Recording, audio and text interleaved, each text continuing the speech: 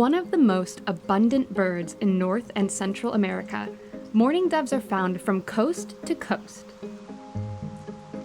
In Ohio, these birds are often non-migratory, living in the state year-round.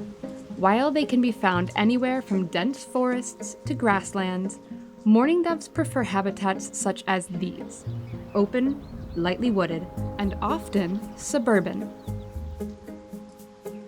The cooing call of these soft brown birds is sometimes confused with the hoo of an owl, and is described as sad and mournful, hence the bird's name.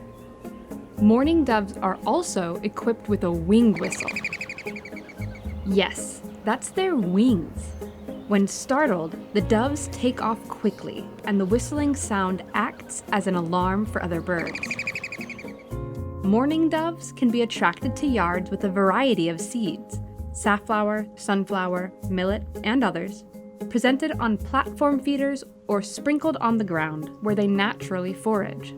Have you seen this Ohio native before?